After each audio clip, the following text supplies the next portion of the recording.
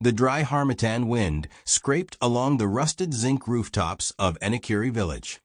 Dust floated through the air as the sun scorched the earth beneath bare feet. In the Abika household, a mud brick home with peeling paint and broken windows, tension had become a permanent resident. The pot on the fire was empty, just like the stomachs of those inside. 17-year-old Ngozi, the eldest daughter, sat quietly in a corner, biting her fingernails as her stomach growled painfully. Her 12-year-old sister, Chioma, lay beside her on a worn mat, frail and coughing from hunger and smoke. Their mother, Mama Rose, had left early that morning in search of work, washing clothes, cleaning houses, begging, anything to provide food. "Ngozi, my stomach is hurting again," Chioma murmured weakly.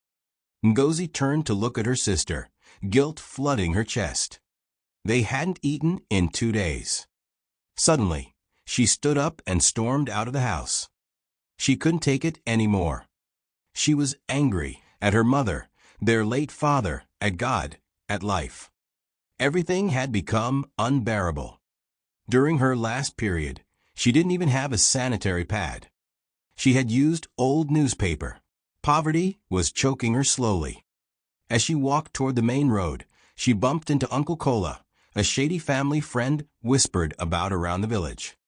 People called him the man with dirty money. He wore a crisp white agbada and a gold wristwatch that glimmered in the sun. "Ah, Ngozi baby," he said, licking his lips. "What's wrong? Why are you walking as if you're about to start a fight?" Ngozi didn't respond at first, but her desperation was visible. He noticed. "Hunger, right? I can help you. Come to my house. I just cooked hot jollof rice with goat meat and cold malt." Her stomach answered before her mouth could say no. She hesitated, but Chioma's voice echoed in her head. "My stomach is hurting." Slowly, she nodded. Uncle Kola's house was one of the fanciest in Ikiri. A satellite dish stood on the roof. 2 expensive cars sat in the large compound. A barking dog was tied to a mango tree. Ngozi's nose twitched in excitement at the smell of freshly cooked jollof rice. She hadn't smelled food like this in days. Her body trembled from both hunger and shame, but she convinced herself, it's just food. "I'm not doing anything wrong." He served her the food himself. A steaming plate of rice, peppered goat meat, and a chilled malt drink. "Eat, my dear," he said with a strange smile. "But I need a small favor in return." Ngozi froze with a spoon halfway to her mouth. Her stomach begged her to eat. "What kind of favor?" she asked. Uncle Kola leaned closer. "Your younger sister, Chioma. She has something rare. Certain powerful people need special souls like hers. I'll pay your family very well. Just bring her here just once." Ngozi's blood ran cold. Her heart beat loudly in her chest. She dropped the spoon. "You mean?" "I never said she'll be harmed. No one will hurt her. But if you want to stop suffering, think carefully. You're the firstborn, you carry responsibility." She stood up, visibly shaken. But the image of the food on the plate haunted her. "Go home and think about it. The rice will still be here if you return." She left, but she couldn't forget the taste she never had. That night, Chioma coughed herself to sleep while Ngozi sat in the darkness, battling the demon called desperation. 3 days passed. Chioma's condition worsened. Her lips became pale. Their mother had still not returned. The rumor was that Mama Rose had collapsed on the roadside and was taken to a far-off missionary hospital. No money, no medicine, no help. Ngozi broke. She bathed Chioma, dressed her up, and told her they were going to meet someone who would help them. Chioma, weak and trusting, climbed on her back. "Where are we going?" Chioma asked. "To get food," Ngozi replied. "You'll feel better soon." Uncle Kola opened the door and smiled. "Smart girl. Come in." Ngozi paused but entered the house. Uncle Kola made a signal, and a man in black stepped out of another room, tall, intimidating, with eyes like death. "Take her," he said. Chioma began to cry. Ngozi froze.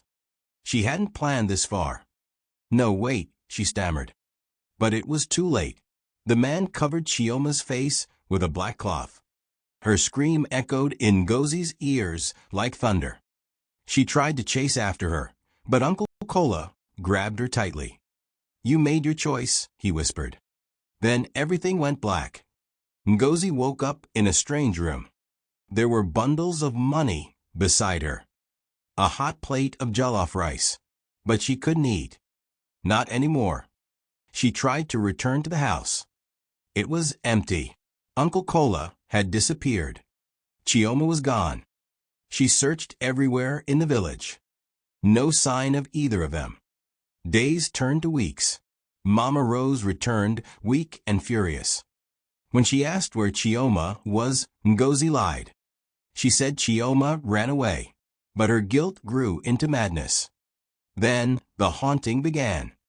At night, she would hear Chioma's voice calling her name. Sometimes she would wake to find small wet footprints on the floor. Goats in the village gave birth to deformed babies. People started whispering about curses and blood sacrifices. One morning, Ngozi found a strange symbol drawn in blood on their doorstep. A warning. She tried to burn the money. It wouldn't catch fire. Her mind began to unravel. Months later, a strange woman came to the village. She was tall, dressed in white, and claimed to be a seer from the east. She walked straight to the Abika compound and declared, "The one who betrayed blood must confess. The soul you sold is not at rest." The entire village gathered. Ngozi ran into the forest, barefoot, mumbling and possessed by something dark. She screamed the truth. Uncle Kola had tried to trade her soul to a secret cult in the city. But as the ritual began, a mysterious fire broke out in the shrine. Everyone inside burned, except Chioma, who was found unconscious in a forest near Benin City by a woman selling firewood. The woman turned out to be a traditional healer. She nursed Chioma back to health. Chioma lost her memory, but one sentence remained in her heart. "You'll feel better soon." She returned to Akiri with the healer, just in time. Ngozi was taken away, insane, barefoot, and constantly muttering about rice and blood.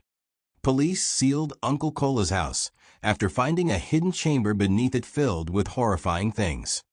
The villagers renamed the road Chioma's Way. She became a symbol of survival.